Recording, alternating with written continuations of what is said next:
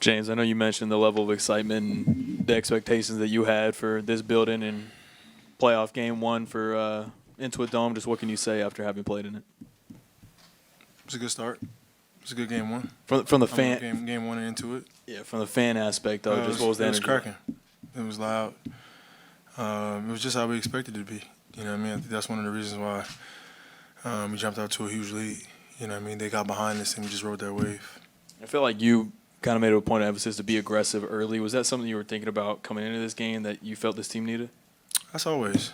You know, me being aggressive is not just scoring. It's, you know, facilitating. It's doing other things. So, you know, I got some shots to fall early, and that kind of just, you know, got the guys rallied up, and everybody made shots. You know, we had opportunities, especially in the first two games, and shots that we didn't make. You know, which this league is a make or miss league. You know what I mean? So we knew other guys, you know, that hadn't, you know, made shots in the first two games were gonna make shots, and you know, they did that tonight. James, you guys finished the first quarter on a 10-0 run, and it seems like from then on out, you guys imposed you guys' will defensively. Yep. Never really looked back. Why are you guys so locked in defensively? I know game one you guys fell short, but it seems like since then you guys have been locked in. You guys haven't really had any letdowns. We've been that way all year long. Yeah. Like that's our calling. Like that, if we wouldn't even be in the postseason if it wasn't for our defense. So we know, like, going into games, like no matter what happens offensively,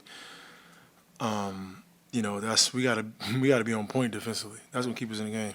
You know, so we've been like that all year, and you know, as much as perfect as we want to be, like we aren't. You know what I mean? So we make mistakes, we cover for each other, and we just continue to, you know, be resilient and keep fighting defensively. And you know, the first game, you know, we 20 turnovers on the road. You can't win. You know, it's very, very difficult to win, and we still gave ourselves a chance. Tonight, how many we had? 10. Like, that's the game right there. Game two, we had 10 as well. So you do that and you rebound the basketball, you make shots, you give yourself a chance to win. James, to you, right? I'm curious to know, like, what the conversation at halftime was. Like, you guys had a lead, and you know that, you know, you play well to start that second half, and you have control of the game. Like, what was the conversation like to just amongst each other to maintain control that y'all built and established? There are some things that we still could have got better at, like pick and roll. Jokic is up. You know, he's doing a good job of being up. And, you know, the first half, Zoo had like 3 or 4 opportunities where he got the ball into the basket and he missed a layup. I think he got fouled one time, and I forgot what happened the other 2 times. But, like, Zoo, go dunk the ball. Like, finish those plays. You know what I mean? So there's things like that offensively that we can get better at. And there's some things that we adjusted to defensively that we saw that they were doing that we felt we can get better at. And so it's just, you know, it's constant. Like, there's no let-ups. There's always communication, and there's always, you know, room for improvement for us. What's good, and also great game for you today, man. Sure. Also, I want to say, you being the vet, the OG of the team, what are you telling your teammates after that victory that y'all just had? Like, hey, it's just one game, but let's try to continue this throughout the rest of the season or the rest of the series. We got to start preparing for Game 4 now. You know what I mean? Like, we know what we're dealing with. You know what I mean? Like, Jokic is something special. And those guys, you know, him, AG, and Jamal and Michael, they've been together for so many years. They won a championship together.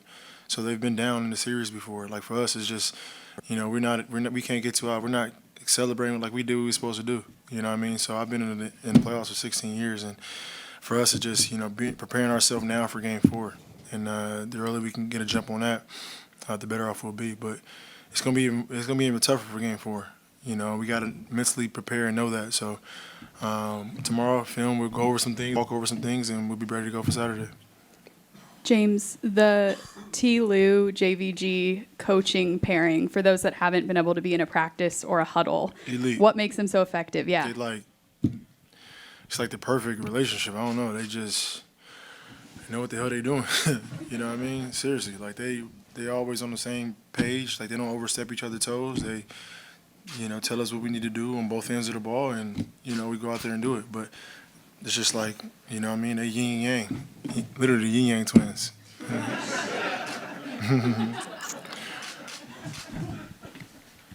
It's fucking hot up here. Seriously. James, you guys have been priding yourselves on your defense, and it feels like your defense wouldn't be as good as it would be without the camaraderie and chemistry you guys have. Like, we've seen the team photos you guys post and everything. Can you just tell us about, like, what's that chemistry been like and that camaraderie as you head into that playoffs? Because you can see everybody celebrating for each other. Very fun. Like, this is what when you think about an NBA team, this is what you envision.